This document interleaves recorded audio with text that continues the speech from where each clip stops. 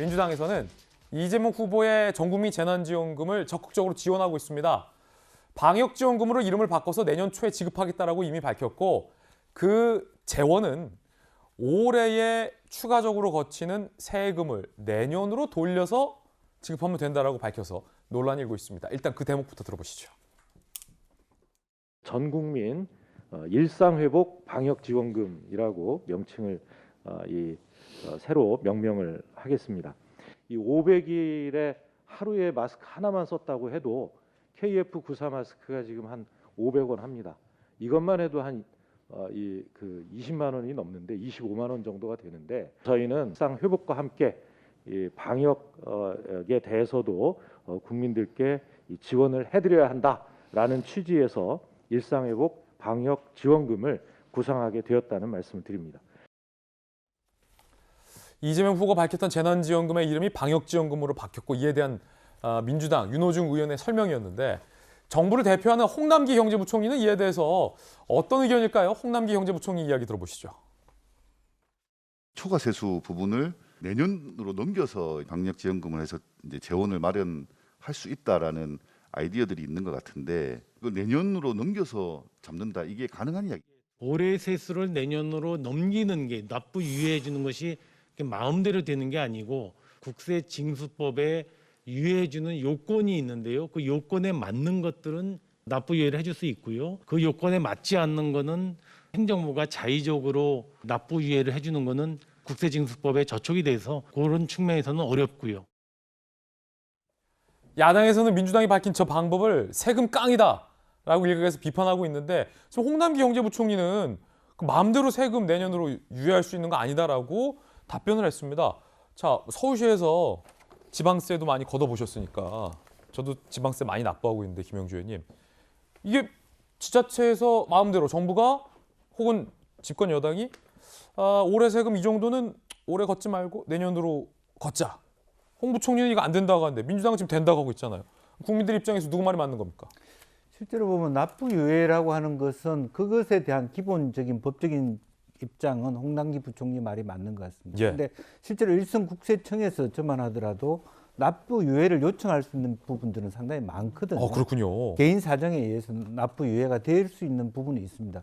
지금 최대한 납부 유예를 6개월 정도 하는 걸로 제가 알고 있거든요. 그러니까 한 번에 5천만 원 낸 것을 특히 이제 뭐 종부세라든지 이런 금액이 1억씩 내는 사람들도 있는데 한꺼번에 못 내기 때문에 자연스럽게 올해 11월 달부터 된다 그러면 내년 3, 4월까지 갈 수 있는 부분들이 있습니다. 이제 그런 데 대한 어떤 해석의 요지는 분명히 있지만 이제 법적으로 원칙적으로 따진다 보면 납부 유예라고 하는 것은 이제 어쨌든 세수 자체를 올해 걸 내년으로 넘겨 쓰자라고 하는 것은 인위적으로 될 수 있는 사항은 아니다 그렇게 보여집니다. 그렇군요. 몇몇 여지는 있지만 법적으로는 마음대로 할 수 있는 건 아니다. 사실 그래서 서울시도 말하자면 한 해마다 엄청나게 많은 액수의 불용액들이 있잖아요.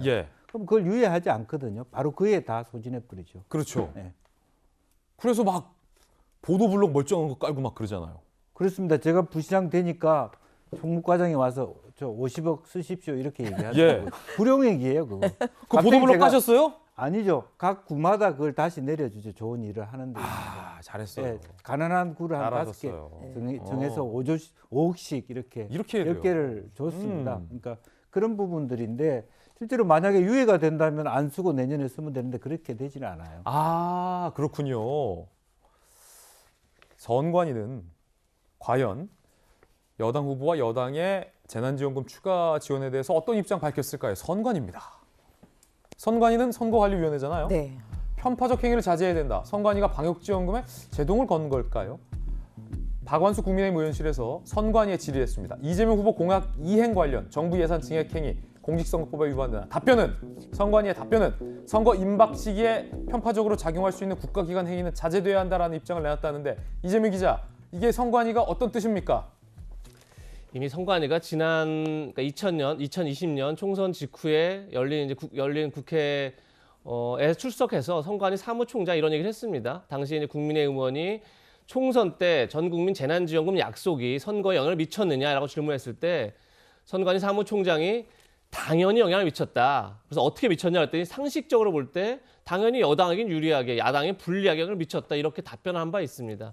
그런 점에서 지금 어떻게 보면 이제 다시 내년 대선을 앞두고 또 다시 전국민 지원 재난금에 대한 입장을 좀 선관위에 물어봤는데 사실 저건 더 단호하게 얘기를 했었어야죠. 이미 사무총장이 한번 정리를 한 거죠. 당연히 선거에 영향을 미친다. 그럼 선거에 영향을 미치는 행위가 여당에서 인위적으로 이루어진다면 당연히 그걸 막을 책임이 선관위에 있는 거죠. 그래서 좀 더 단호한 어떤 입장이 필요하지 않나 싶고 조금 전에 홍남기 부총리 얘기도 들었지만 이건 완전히 편법에 여러 차례 좀 동원하는 겁니다. 왜냐하면 자 올해 들어온 세수를 올해 들어온 세수를 국가 부채에 쓰지 않는 것 자체가 국가재정법을 저촉하는 겁니다. 그랬더니 그것을 유예해서 납부하자고 합니다. 유예하는 건 또 국세징수법이 저촉되는 겁니다. 국세징수법에는 분명히 유예한 조건들이 정해져 있는 겁니다. 조금 전에 김영주 의원도 말씀하셨지만 납세자의 문제가 있을 때 납세자가 뭐 재난을 당했거나 도산이 됐거나 아니면 납세자가 굉장히 중상을 입었거나 그 납세자가 문제가 있을 때 그걸 유예하는 거지 국가가 임의적으로 내년에 쓰겠다 이래서 유예할 수는 없는 거죠. 그러니까 이것이 편법을 써서 안 되니까 또 다른 편법을 쓰겠다는 건데 이렇게 하는 거에 대해서 선관위가 만약에 제재하지 않는다면 그건 선관위 직무유기가 아닐까라는 생각이 듭니다. 그런데 이재명 후보는 이에 대해서 분명히 반박했어요.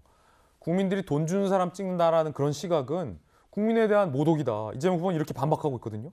선관 시각은 다른 거죠. 예. 많은 국민들의 시각도 다른 거죠. 선관위가 분명히 총선 때 전국민 재난지원금 약속이 선거에 영향을 미쳤다라고 확답을 했습니다. 그렇다 그러면 대선을 앞두고 주어지는 전국민 재난지원금 영향이 없다고 한다면 그 말이 안 되는 얘기인 거죠. 그러니까 그런 점에서 선관위가 그 입장을 그대로 유지한다면 반드시 더 엄정하게 이 문제를 다뤄야 되지 않나 싶다는 겁니다. 이재명 기자의 견해 들어봤습니다.